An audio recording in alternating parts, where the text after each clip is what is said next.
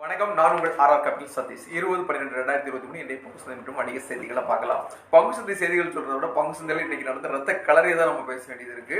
இன்னைக்கு பாத்தீங்கன்னா பெரும்பான்மையான நிறுவனங்கள் எல்லாமே இன்னைக்கு இறக்கத்துல தான் இருக்கு. அமெரிக்க சந்தை எல்லாம் பாசிட்டிவ்ல தான் இருந்துச்சு. இந்திய பங்கு சந்தைகள் மிகப்பெரிய இறக்கத்துல இருக்கு. நிப்டி ஏறத்தாழ 300 புள்ளிகளுக்கு மேல இறக்கத்துல முடிவடைஞ்சிருந்து. அதே மாதிரி சென்செக்ஸும் 930 புள்ளிகளுக்கு மேல இறக்கத்துல முடிவடைஞ்சிச்சு. நிப்டி நெக்ஸ்ட் 50 பொறுத்தவரை 1500 புள்ளிகளுக்கு மேல இறக்கத்துல இருந்துச்சு. நிப்டி மிட் கேப் 1400 புள்ளிகளுக்கு மேல இறக்கத்துல இருந்துச்சு. பேங்க் நிப்டியும் அதே மாதிரி பாத்தீங்கன்னா 400 புள்ளிகளுக்கு மேல இறக்கத்துல இருந்துச்சு. இதுல குறிப்பா எந்த செக்டாரையோ எந்த ஒரு நிறுவனத்தையும் நாம குறிப்பிட்டு சொல்லக்கூடிய அளவுக்கு இன்றைக்கு இல்லை. ஏன்னா எல்லா நிறுவனங்களிலும் மிக அதிகமான செல்லிங் இருந்துச்சு. இந்த செல்லிங் நம்ம பாக்குறதுக்கு முன்னால அக்டோபர் 26ஆம் தேதி நிப்டி 18,837 ட்ரேட் ஆயிட்டு இருந்தது. இன்னைக்கு பாத்தீங்கன்னா 21,593 தான் ஹை. சோ இந்த இடைப்பட்ட 55 நாட்கள்ல பாத்தீங்கன்னா 2,750 புள்ளிகள் அளவுக்கு நிப்டி ஏறி இருக்கு. இந்த அதீத ஏற்றத்தையும் நம்ம கவனத்தில் எடுத்துட்டு தான் இருக்கணும். 2 நாளைக்கு முன்னால நம்ம மிக்ஸ பேசும்போது அன்னைக்கும் வாலடைல் அதிகமா இருக்கு, ஏறத்தாழ 4% மேல பிளஸ்ல இருக்குன்னு சொன்னோம். இன்றைக்கும் பாத்தீங்கன்னா 4.2% பாசிட்டிவா 14.45 தான் வாலடைல் இண்டெக்ஸ் இருக்கு. நான் எதுக்காக குறிப்பிட்டு சொல்றேன்னா, இந்த அதீத ஏற்றம் இருக்கும்போது இந்த அதீத ஏற்றத்தை ப்ராஃபிட் புக் பண்றதுக்கு விரும்புறது இயற்கையான ஒரு எண்ணம் தானே. அதனால இந்தியாவில் இருக்கக்கூடிய இன்வெஸ்டர்ஸும் சரி, ஃபாரின் இன்ஸ்டிடியூஷனல் இன்வெஸ்டர்ஸும் சரி, இந்த வாய்ப்பை பயன்படுத்துறதுக்கு அதிகமான சான்சஸ் இருக்க தானே செய்யும். அப்படி இருக்கும்போது இங்க இந்த ஃபால் வர்றதுக்கு வாய்ப்புகள் உண்டு. ஒன்னு. ரெண்டாவது பாத்தீங்கன்னா, இந்தியாவில் கோவிட் வேரியன்டுடைய JN1ங்கிற அந்த வேரியன்ட் வந்து பல மாநிலங்கள் அங்கோடு இங்கோடா இருந்தது. இப்போ அதிகமாயிட்டு இருக்குன்னு சொல்லி நமக்கு ஏற்கனவே ரிப்போர்ட் சொல்லியிருந்தாங்க. இன்றைக்கு மத்திய அரசாங்கம் ஸ்பெஷல் மீட்டிங் கூட இன்னைக்கு போட்டிருக்காங்க. போட்டு அவங்க என்ன சொல்றாங்கன்னா, பயப்படுறதுக்கு ஒன்றும் இல்லை, ஆனா நம்ம எச்சரிக்கையா இருக்கணும். இந்தியா முழுக்க இருக்கக்கூடிய மாநிலங்கள்ல இருக்கக்கூடிய மருத்துவ துறைகளை எல்லாமே நம்ம அலர்ட்ல வச்சிருக்கோம். அவங்களை ட்ரையல் கண்டக்ட் பண்ண வச்சிருக்கோம். ஸோ இந்த மாதிரி நம்ம எல்லாமே பண்றோம். இதை தாண்டி மக்களும் மாஸ்க் போடுறதுக்கு முன் வரும் அப்படிங்கிற மாதிரி ஒரு விஷயத்த சொல்லியிருக்காங்க. அப்போ நாம கனெக்ட் பண்ண வேண்டியது, ஸ்டாக் மார்க்கெட் ரொம்பவே கையில இருக்கு, ப்ராஃபிட் புக் பண்றது இயற்கையா உள்ள ஒரு எண்ணம். ரெண்டாவது செய்திகள், இதுவரைக்கும் பெரிய அளவுல நெகட்டிவ் செய்திகள் இப்ப நெகட்டிவ் செய்திகள் வருது. இதோட சேர்த்து பினான்ஸ் மினிஸ்ட்ரி பினான்சியல் செக்மெண்ட்க்கு கொடுத்திருந்த சில நியூஸ்களும் இந்த இறக்கத்திற்கு முக்கியமான காரணமா இருக்கு. ஏன்னா பேங்கிங் செக்டர், அதுவும் ஸ்பெசிபிக்கா பப்ளிக் செக்டர் பேங்கிங், அதே மாதிரி HDFC லைஃப் உட்பட இன்சூரன்ஸ் நிறுவனங்கள்லாம் அதிகமாக இறங்கி இருக்கு. சோ இந்த நிறுவனங்கள்லாம் கடந்த 50-55 நாட்கள்ல ஏறக்கூடிய ஏற்றத்தினுடைய அளவு ரொம்ப அதிகம். ஸ்மால் கேப், மிட் கேப் ரொம்ப அதிகமா ஏறி இருக்கு. சோ இந்த ஸ்டாக்ஸ் எல்லாமே அதிகமான வீழ்ச்சியை பதிவு பண்ணிருக்கு. இது தொடர்றதுக்கும் வாய்ப்பு இருக்கலாம். ஏன்னு பாத்தீங்கன்னா, இன்னைக்கு வந்திருக்கக்கூடிய ஒரே நாள் ஹேண்டில் பாத்தீங்கன்னா, இப்ப ரீசெண்ட் டேஸ்ல வந்திருந்த ஒரு நெகட்டிவ் ஹேண்டில் இது ஒரு மிகப்பெரிய நெகட்டிவ் ஹேண்டிலா இருக்கு. இது ஒரு முக்கியமான காரணமா பார்க்கப்படுது. நாளைக்கு மார்க்கெட் எப்படி ஓபன் ஆகி இந்த டைரக்ஷன் எடுக்குதோ அந்த டைரக்ஷன்ல சஸ்டெயின் பண்றதுக்கு வாய்ப்புகள் அதிகம். இன்கேஸ் நாளைக்கும் மார்க்கெட்ல செல்லிங் இருந்தா அதிகபட்சமான செல்லிங் வர்றதுக்கும் வாய்ப்புகள் இருக்கு. அதனாலதான் நான் இந்த விஷயத்தை உங்களுக்கு நான் அழுத்தி சொல்றேன்.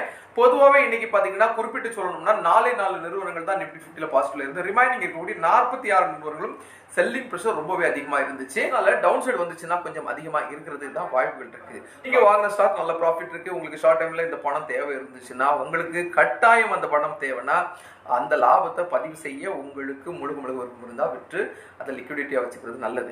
ரெண்டாவது விஷயம் என்னன்னா, தொடர்ச்சி ஒரு 50-55 நாட்கள் ஏற்றத்துல இருந்து பகுச்சது. இன்னைக்கு ஒரு நாள் இறக்கத்துல ஷேர் மார்க்கெட் அதிகமா இறங்கி இருக்குன்னு சொல்லிட்டு நீங்க பேனிக்ல அவுட் சைட் போடுறது கரெக்டா இருக்காது. இந்த டைம்ல நீங்க எதிர்பார்த்த பல நிறுவனங்கள் சல்லிசான காசுகளுக்கு கிடைக்க வாய்ப்பு இருக்கு. சோ நீங்க எந்தெந்த ஸ்டாக்ஸை வாங்கணும்னு சொல்லி நீண்ட காலமா வாங்கணும்னு நினைச்சிட்டு இருக்கீங்களோ அந்த ஸ்டாக்ஸ் எல்லாம் இப்போ உங்களுக்கு சீப்பா கிடைச்சிச்சுன்னா, அது வேல்யூவான ஸ்டாக் நீங்க ஃபீல் பண்ணீங்கன்னா உங்க போர்ட்போலியோல 1-2 சேர்த்துக்கோங்க. அதுதானே கரெக்டான டிசிஷனா இருக்கும். மார்க்கெட் இறங்கிடுச்சுன்னு சொல்லி நீங்க வெளியே போறீங்கன்னா, மார்க்கெட் ஏறும்போது ஓடி வந்து வாங்குறதுக்கு இது ஒன்றும் ரேஸ் கிடையாது இல்ல. இது வந்து முதலீடு. முதலீடை நீங்க எப்பவுமே நீண்ட கால அடிப்படையாக தான் நீங்க பார்க்கணுமே தவிர ஒரு ஷார்ட் டைமா நீங்க நினைச்சு இன்வெஸ்ட் பண்ணக்கூடாது. அதுவும் பங்கு சந்தையை நீங்க அந்த இடத்துல எடுக்கவே கூடாது. ஆனா இங்க வாய்ப்புகள் இருக்கு. 100 ரூபாய்க்கு உங்களால பங்கு சந்தையில ஷேரை வாங்க முடியும்.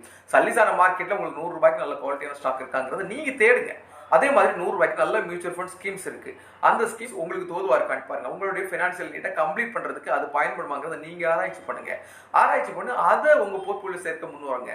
அதே மாதிரி எப்பவுமே உங்க போர்ட்போலியோ வந்து டைவர்சிஃபைடா இருக்கணும். டைவர்சிஃபைடா இருந்தாதான் இந்த சின்ன சின்ன சலசலப்புகள்லாம் உங்களுடைய முதலீடு எந்த பெரிய பாதிப்பு இல்லாம ஓரளவு ஸ்டேபிளா இருக்கும், பேலன்சிங்கா இருக்கும். அதுக்கு உங்க போர்ட்போலியோவை எப்பவுமே நீங்க டைவர்சிஃபைடா வச்சிருக்கணும்.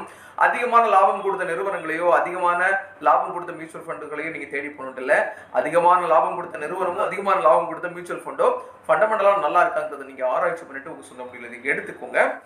அடுத்த முக்கியமான ஒரு தகவல் என்னன்னு பாத்தீங்கன்னா, ஜனவரி 25, 2023 செபியினுடைய ஒரு பேப்பர் ஆர்டிக்கிளுடைய சாராம்சத்தை நான் உங்களுக்கு தெரிவிக்கணும். ஏன்னா இன்றைக்கு பங்கு சந்தையுடைய சாராம்சம் உங்களுக்கு புரியணுங்கிறதுக்காக சொல்றேன்.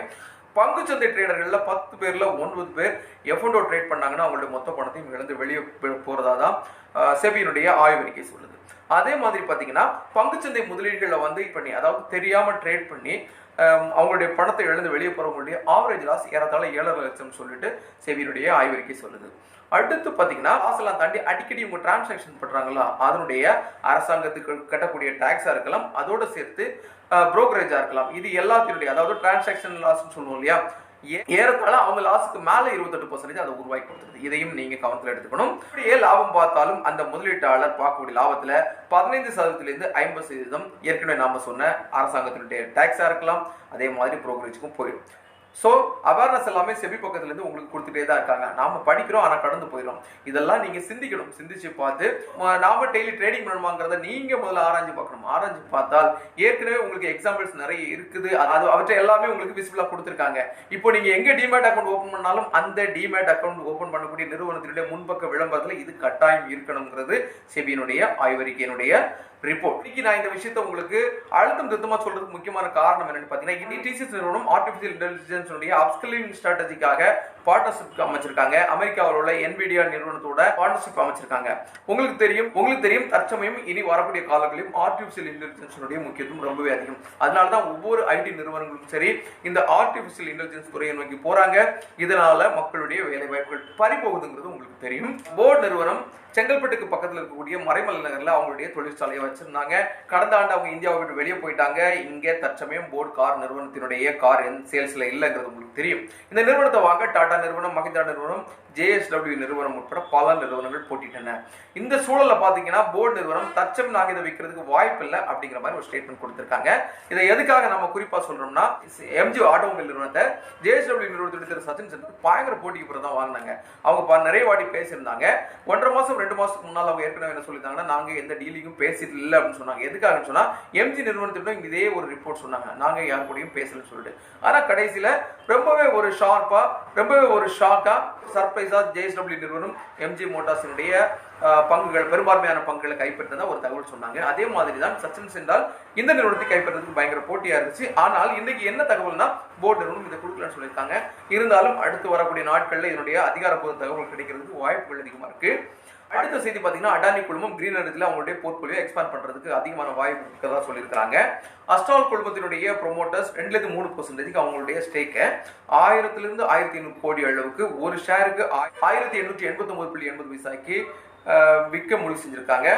அபார்ட் இந்தியா நிறுவனத்தின் MD mister Vivek V Kamath resign பண்ணிருக்காங்க. இந்த இவருடைய ரிசைனிங் மார்ச் 18, 2022 இருந்து நடைமுறைக்கு வர்றதா அவங்க சொல்லியிருக்காங்க. வருண் ஃபியூவரேஜ் நிறுவனம் சவுத் ஆப்பிரிக்காவில் இருக்கக்கூடிய ஒரு ஃபியூவரேஜ் நிறுவனத்தை கைப்பற்றிருக்காங்க. ஏறத்தாழ 1320 கோடி அளவுக்கு இந்த கைப்பற்றல் நடந்திருக்கதா செய்தி வந்திருக்கு.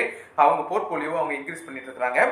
ப்ராஃபிட் டாக்ஸ் குறைச்சதுனால ONGC நிறுவனம் அதிகமான லாபத்தை பெறதுக்கு வாய்ப்பு இருக்குதா அந்த நிறுவனம் ஒரு தகவல் கொடுத்திருக்காங்க. மகாபத்ரா யூனிவர்சல் நிறுவனம் ஸ்பைஸ் ஜெட் நிறுவனத்திலிருந்து 1100 கோடி அளவுக்கு அவங்களுடைய ஸ்டேக் அதாவது ஏறத்தாழ 19% ஸ்டேக்கை கைப்பற்றதுக்கான முயற்சியில் இருக்கிறாங்க. இதோட சேர்த்து LR capital areas opportunity fund இந்த நிறுவனம் இணைஞ்சு இந்த கைப்பற்றல் நடத்துறதுக்கான ஒரு முயற்சியில் இருக்கிறதா தகவல் வெளியாயிருக்கு. வோடாஃபோன் நிறுவனம் ஆகஸ்ட் மாசத்தை விட செப்டம்பர் மாசத்துல அதிகமான வாடிக்கையாளர் இழந்திருக்காங்க. ஆகஸ்ட் மாசத்துல 49,782 வாடிக்கையாளர் இழந்திருந்தாங்க. ஆனால் செப்டம்பர் மாசம் 7,49,000 வாடிக்கையாளர்களை இழந்திருக்கதா தகவல் கொடுத்திருக்காங்க. திரு ராகேஷ் ஜுன்ஜோனா அவர்களுடைய மனைவி திருமதி ரேகா 25 நிறுவனங்கள்ல ரீசெண்டா முதலீடு பண்ணியிருந்ததுல கடந்த 50 நாளா ஏறிட்டு இருந்த பங்கு சந்தை ஏற்றத்துல 39,000 கோடி அளவுக்கு அவங்களுடைய சொத்து மதிப்பு உயர்ந்திருக்கதா ஒரு தகவல் கொடுத்திருக்காங்க. இன்னைக்கு முக்கியமான செய்திகள் இவ்வளவுதான். எஃப்ஐக்கள் இன்றைக்கு அதிகமா வித்திருக்கிறதுக்கு வாய்ப்புகள் இருக்கு. ஆனாலும் எஃப்ஐக்களுடைய டேட்டா இன்னும் எக்ஸ்சேஞ்ச் வெளிவரல. ஒன்ஸ் வெளி வந்ததோ அதையே நான் உங்களுக்கு டிஸ்கிரிப்ஷன்ல போஸ்ட் பண்ணிடுறேன். இன்றைய பங்கு சந்தை சார்ந்த செய்திகள் மற்றும் தகவல் உங்களுக்கு தெரிவிச்சிருக்கேன். இந்த செய்திகளும் தகவலும் உங்களுக்கு பயன்படும் நினைக்கிறேன். எப்பவுமே சொல்ற மாட்டான் பங்குச்சந்தை மியூச்சுவல் ஃபண்ட் ETF டிஜிட்டல் வெறும் 100 ரூபாய்க்கு கூட முதலீடு செய்ய முடியும். இந்த மாதிரிப்பட்ட எளிய முதலீடுகள் இருக்குங்கிறது எல்லா மக்களுக்கும் போய் சேர்ந்த நோக்கத்தில் தான் இந்த செய்தி தொகுப்பை உருவாக்கப்பட்டிருக்கு. உங்களுடைய பங்கு சந்தை சார்ந்த முதலீடுகள் நீங்க எடுக்கிறதுனால உங்களுடைய முதலீட்டோட ரிஸ்க் என்னங்கிறத உணர்ந்து அதற்கேற்றபடி முடிவு செய்யுங்க. இந்த மாதிரி பங்கு சந்தைகள் பெரிய ஃபால் வரும்போது உங்களுடைய சொந்த ஆராய்ச்சிப்படி 100 ரூபாய் 200 ரூபாய் 500 ரூபாய் 1000 ரூபாய் 1500 ரூபாய் 2000 ரூபாய்னு சொல்லிட்டு நீங்க ஸ்டாக்லையும் மியூச்சுவல் ஃபண்ட்லையும் உங்களால் முதலீடு செய்ய முடியும். இந்த வாய்ப்பை உங்களுடைய சொந்த முடிவில் பயன்படுத்துங்க. நன்றி.